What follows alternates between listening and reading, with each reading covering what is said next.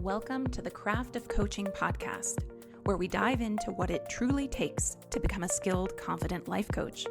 I'm your host, Kate, head of the CLCC, or Certified Life Coach Collective, an ICF accredited Level 1 coach training program. We combine courage, coaching, and community to offer you more than just a training program, but a life-changing experience where you use your own personal transformation as the learning ground for supporting your clients. On this podcast, we explore how you can use coaching skills to support your clients or expand your own growth, all grounded in evidence-based coaching practices. Learn more about our program and get free resources for becoming a life coach at teamclcc.com. And now, here's today's episode. Hey, everybody. Today, we're talking about a topic that I know can be kind of nerve-wracking, especially for a lot of new coaches, although I got to tell you, it still has its moments, even when you've been doing the coaching thing for a while, and it is getting comfortable with showing up online. Visibility. Knowing that you are seen. Knowing that when you go online, you're often being physically seen, so like how you look is part of what people are seeing. Your message is being heard, potentially misinterpreted.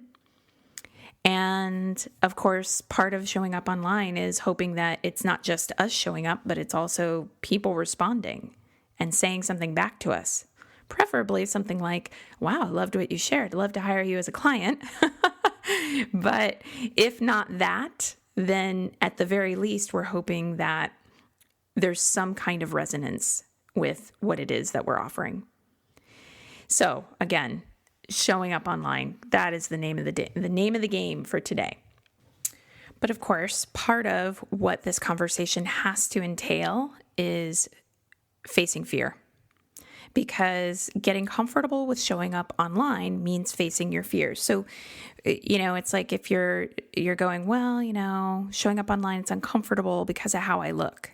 You might be using the words how I look, but actually there's a fear that something about how you look is going to mark you as other, that is going to be the subject of criticism, or you're just not feeling confident about how you look.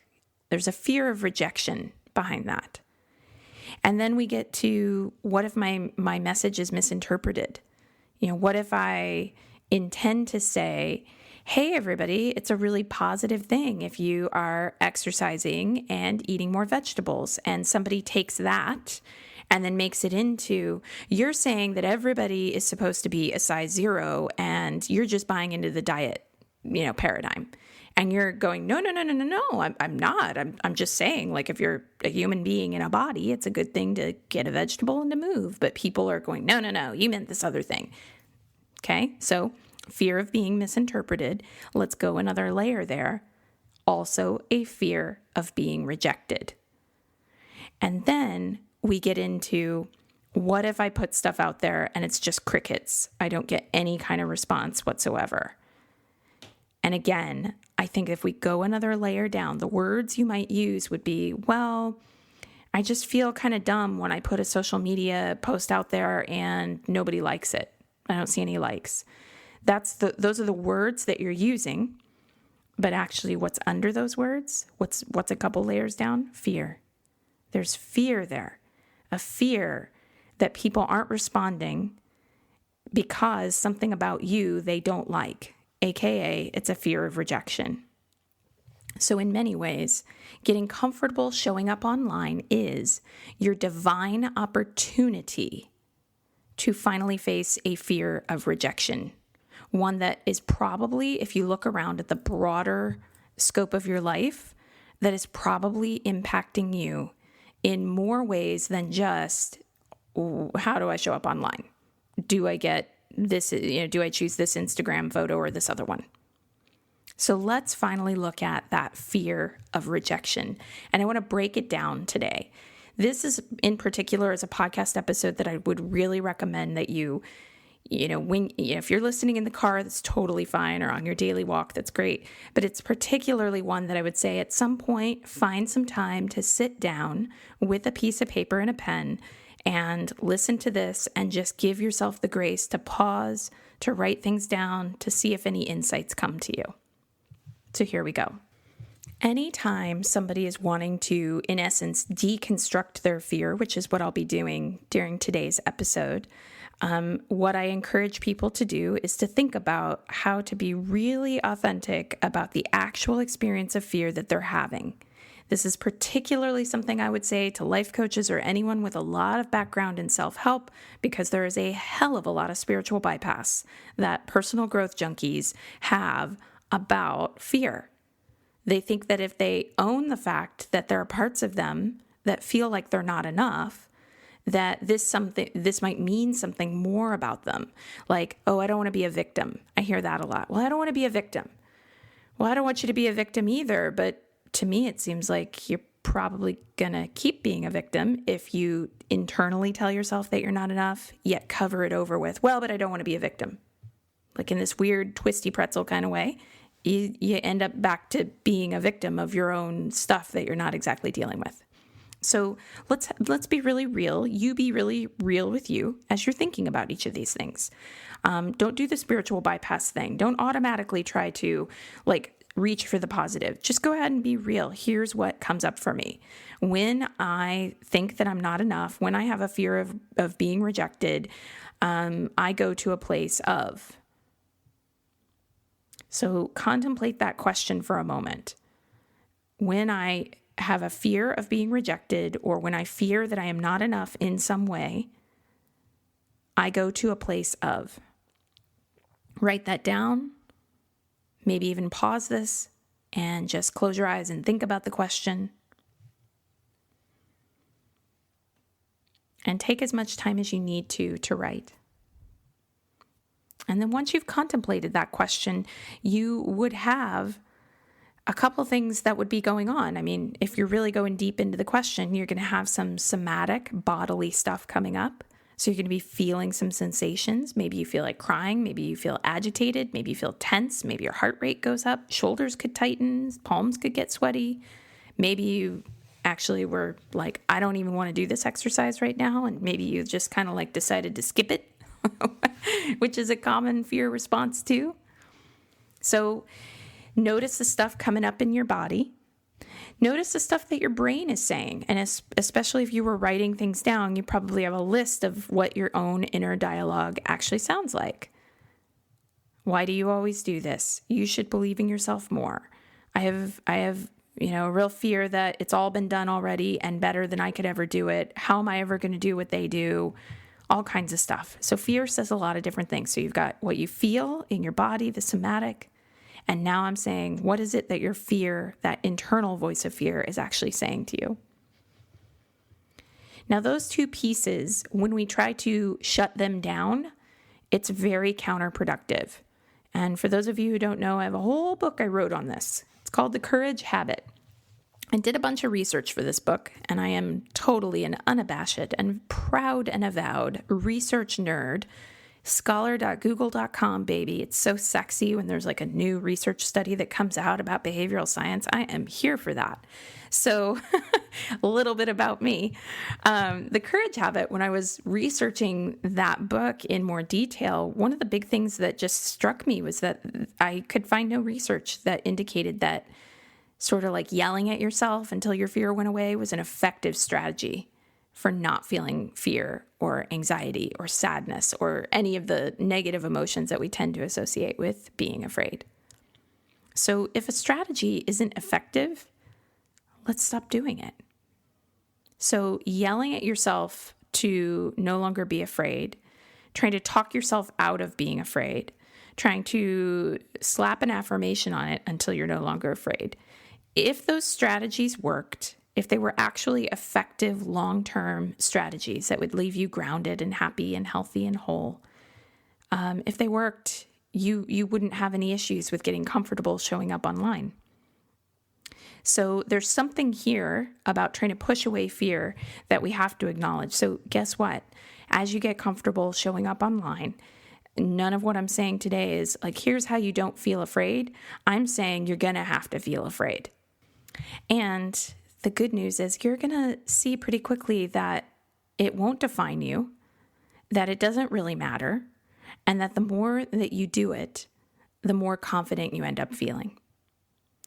So here you are, when you think about this fear of rejection, that you have these bodily sensations that come up and there are these things that your brain says. Here's the point of power for you. How are you going to react? How are you going to react when you feel afraid? Are you going to hide out? Are you going to get inconsistent with your marketing? Are you going to believe the fear, or are you going to deal with the fear? And that is the question before you right now. Now, if you don't want to show up online at all because you have just decided social media is a wash, there's all these problems with it, that's fine too. I will be very straightforward with you, though, that in many ways you are choosing a harder road where things probably are going to take longer for you to make more income through your coaching business. Now, if you don't like me saying that, and you can point to another resource for someone who does totally offline marketing, and I could learn about their system, and then, I would be happy to revise my opinion. I really would. I just have not seen that offline marketing is the easiest route. Can it be done? Absolutely. I'm saying, show me the resource that compares offline marketing strategies to online marketing strategies, and offline comes ahead in terms of ease or efficacy. I don't think that exists.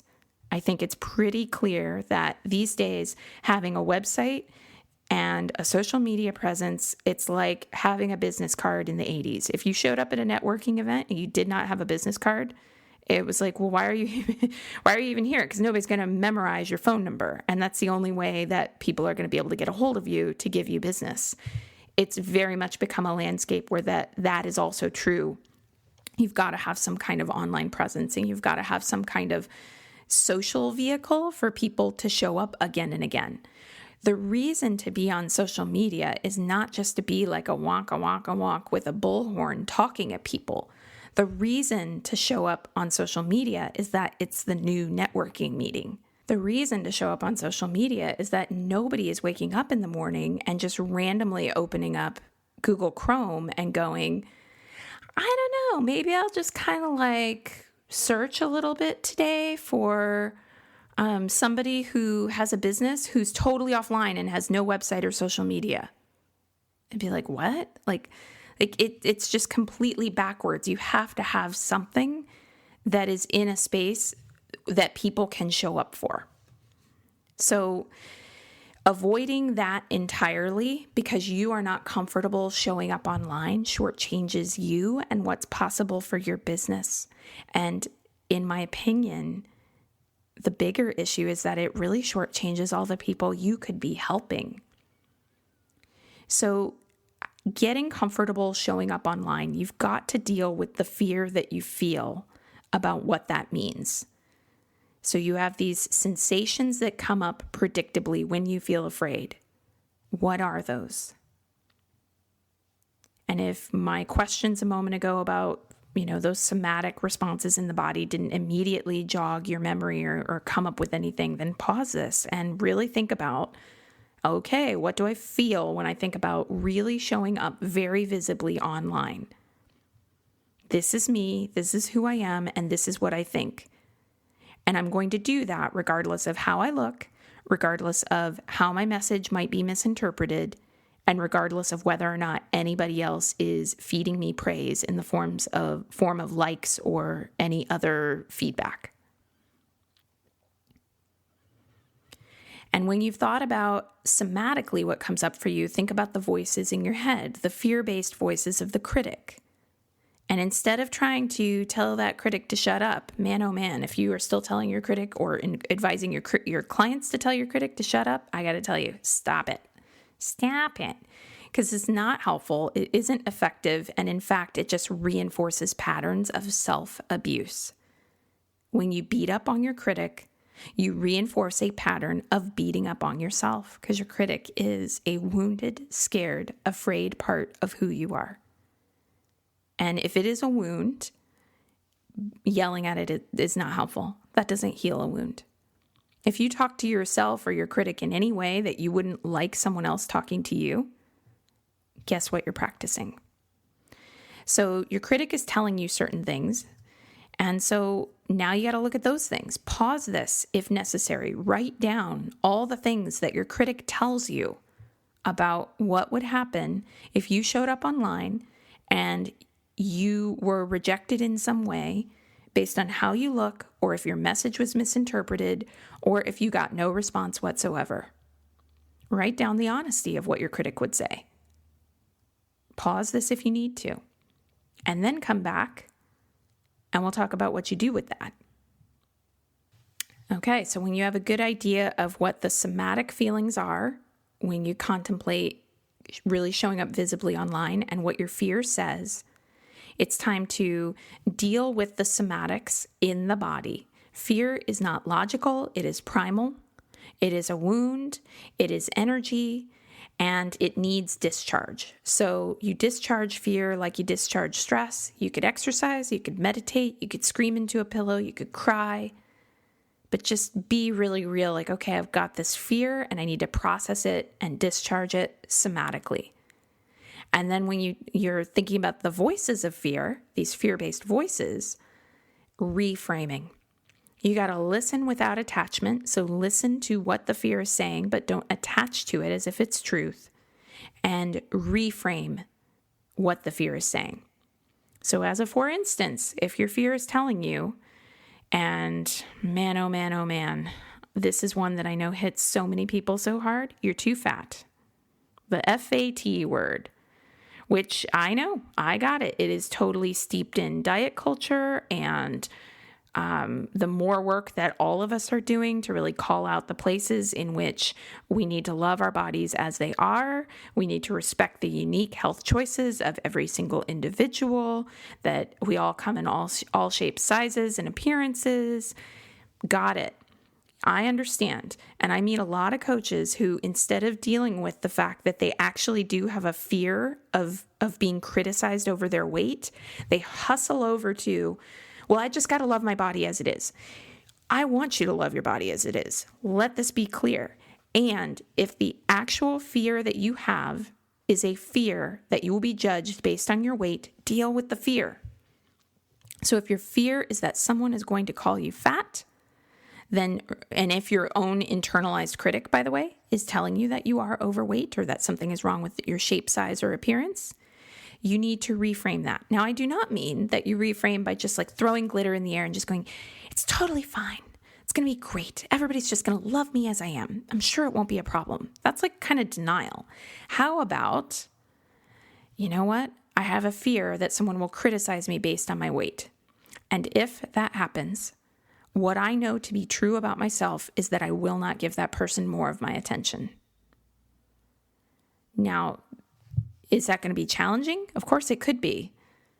But you are the one who is sovereign, who is in power, who is in choice around saying, this is how I'm going to handle this. Instead of just being afraid of it and hiding out and never posting a picture of yourself, let's deal with it.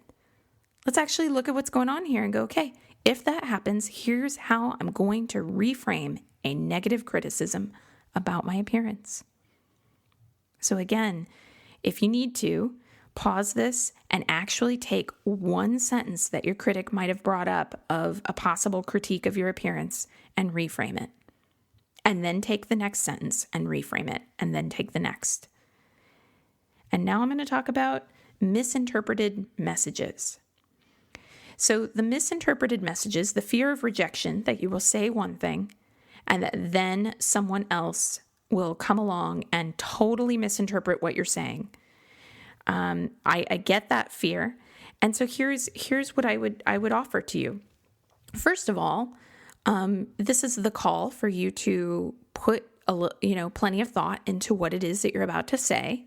Okay, so just have a broader contextual awareness. Like if I was a health and wellness coach and I was talking about changes to nutrition or changes to exercise, I would want to be aware of the broader context that for some people, it feels like we are a culture that is way too steeped in nutrition and exercise advice, and it feels almost like an assault on our bodies, and we need to change it.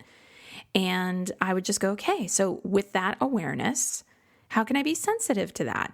And how can I go write this blog post, create this podcast, whatever it is that I'm creating?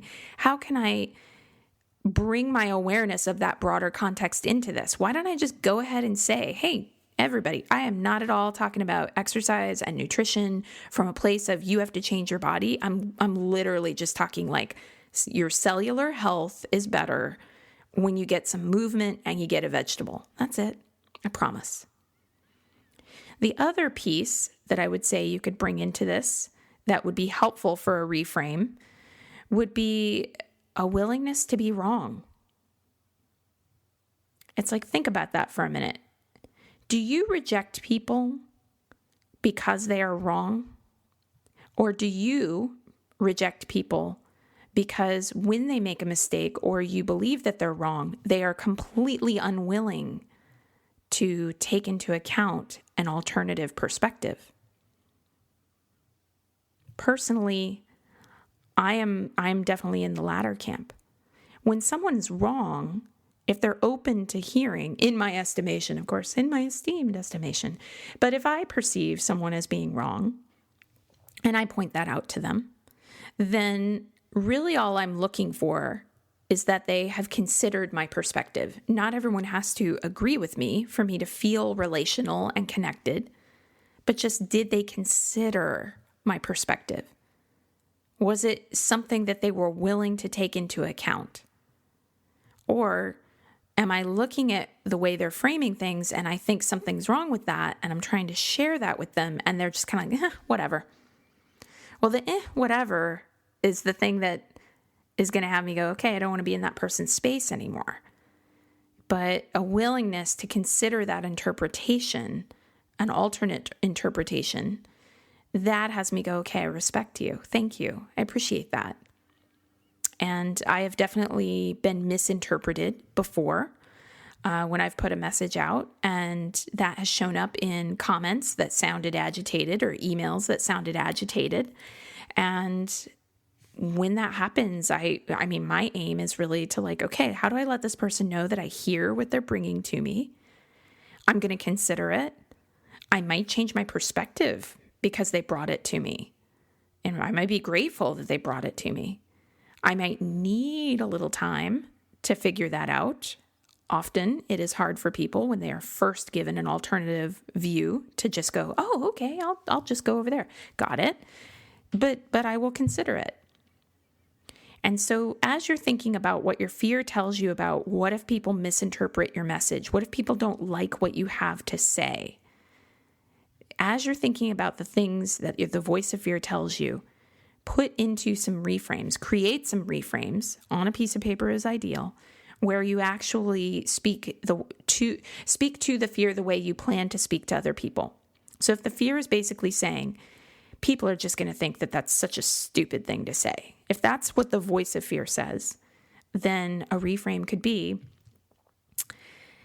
yeah, some people might think that, and when they bring new information to my attention, I'm empowered to consider that information.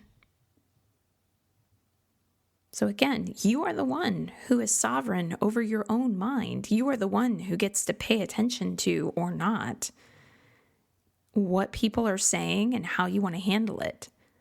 The fear-based responses that you have somatically in your body or that come up as inner critic messages are not nearly as difficult to face as the ways in which we habitually respond with like trying to push something away or, oh God, it's the worst thing ever. This person doesn't like me. And it's like, hold on, you're in charge of that reaction. You're the one who gets to decide whether or not you will hide out or decide to engage in ways that feel aligned for you. And so the last example I'll cover would be, what if no one responds? And so whatever your fear is telling you about what if no one responds, again, the opportunity is here to reframe. And my guess would be that if there is a fear of what if no one responds, probably the fear is something like, fear under the fear is something like, no one will respond because they don't like my ideas. And that's why people are not responding. Well, reframe time. It could be that people are not responding because of the freaking social media algorithms. I had a birthday once where my husband was like, I didn't see like a notification today that it was your birthday. That's so weird. I'm your husband. And I'm like, yeah, that is totally weird. I mean, come on, he's my husband and he didn't get a notification about my birthday. Now, he had remembered, good husband. But I'm just pointing that out to just go, it might not be personal. It might just be that like the algorithm is just not feeding you out to people as much. Okay. It could also be that people are not responding in a way that you can see, but they actually are having a response.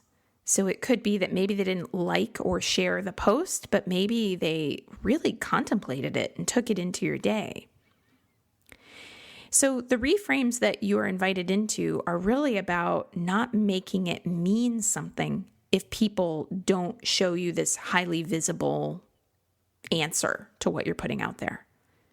And I think that that's pretty important because here's the thing. I want you to make money at your business too. And with consistency and with time showing up online, you will make that money. And I think there is a level at which this work is a vocation for you. And until you start making money, don't make it all about the money. Until you start making money, make it about the craft, make it about the clients, make it about the love, make it about changing the world. But there is this space where it does not have to be that the only metric of success is the money. There is something very powerful to me about the idea that you would find incredible personal gratification by deciding that you are going to finally face fears of being rejected and keep showing up online because it is important to you to say. There is a reason why coaching called to you. There is a reason why you've benefited from coaching. And I think that it's because there's a wonderful, warm, empathic, connected part of you that wants to make the world a better place. So, it's that cliche of do what you love, the money will follow. I really do believe that that is true. And until the money follows, you're doing it for the love. And that is a worthy endeavor. Again, I want you to make your mortgage payment. I want you to have wild, abundant financial success. And I think that you will. But it's got to start with getting comfortable showing up online. And it's got to start with you really facing the fears that might have you hide out from that visibility that leads to that success. This isn't about being an introvert or an extrovert. I'm very introverted. The visibility is not about being the flashiest or the best. The visibility is about consistency and showing up with a desire to bring the love. And you never know when, just by being yourself, you're going to be someone else's gift. You never know when that podcast episode or that graphic that you share on Instagram is going to get someone to think about things in a totally different way. You just don't know. So keep on trying and keep on working on you. Again, this is a divine opportunity for you if you choose to see it that way. All right, that's it for today's episode. Thank you so much for listening. Before you go, would you help us out and take a moment to give us a rating in iTunes, Spotify, or wherever you're listening? It really helps us get the word out to other listeners. And before you go today, would you like free resources to support your coaching journey? Whether you're considering becoming a coach or you want advanced coach skills training, access our coaching resource library at teamclcc.com. Again, that's teamclcc.com. Can't wait to connect with you. And again, thanks for listening.